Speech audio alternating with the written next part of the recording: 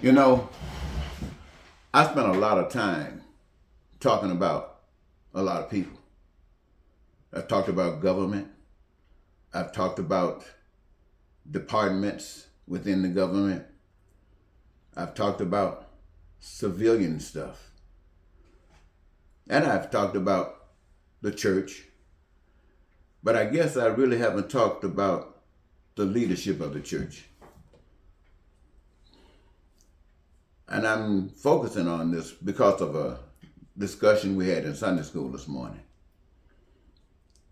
And what I have always seen and used to emphasize a lot, but I noticed for some strange reason I haven't most recently. And it's probably necessary that I do. But what I want to say about the leadership of the church, they were talking about people paying tithes, and people don't want to come to church nowadays.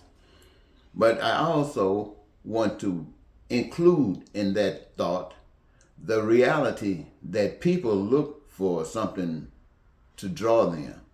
They expect something from the government, whatever the political party is. They sometimes are drawn based upon what they're speaking of. But when it comes down to the church, these guys talk about God. They talk about a power that's superior to all powers. They talk about that power is love. They talk about that power being in them. And they have mega churches. They have thousands and thousands of people listening to them every week, reading their books and doing everything like this. But my question is, if they are connected like that to God, then why aren't the people being drawn to them for something other than a conversation or something to scratch their ears? In other words, what I'm saying is this. The people that don't go to church look at the church and see the church as a failure. They don't see anything that the church is doing that would cause them to want to come. You got people, as I said, mega churches. These people got their reasons for going, and I'm sure there are many. Some of them are probably legit. But these have legitimate reasons too. When you see the church, do you see something as powerful as God? Do you see something magnificent, so loving, that you should put it above everything else, based upon what people have told you about God, based upon what you hear and read about God? Or what is it all about? The question is, if the church could not do any better, then perhaps you could get some kind of understanding out of that. But the church talk about this God, yet they don't want to reflect this God. See, a preacher, as far as I can see, has all the authority of righteousness. Righteousness. I said the authority of righteousness and the authority of love. No one can point their fingers at you when you're a lover. And you right as well? No. So the church, headed by a man that says God has called him, then God has qualified him to stand up against anything that would cause pain and suffering to the people. Not just people that come to your particular persuasion, but people anyway that suffers. A man of God stands up by the power of God and defend righteousness over that situation.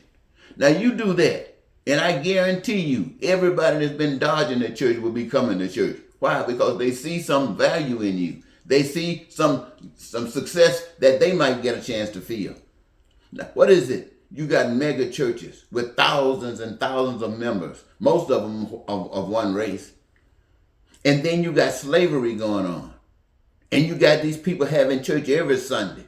You got people picking up money, selling books, and living good while slavery is going on. Where is God?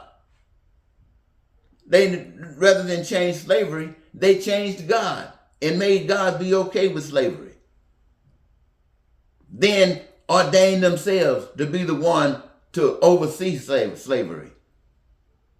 And you think black people are supposed to, and poor people are supposed to run to that? No, because they've been hid from the truth. The truth is, my friends, that you're being robbed and deceived by Satan. These guys have chosen Satan. Now, that doesn't mean that they haven't heard the truth just like you, but for other reasons, they have accepted this way of action. And this is evidence that God has nothing to do with it. So, these mega churches, where the pastors living large, mansions, you can't tell the difference between their houses and the guy who got the best, whatever he did to rob the people. But they both of them live in large. And both of them got people depending on them that's poor as poor can be. Then they're working for the same power.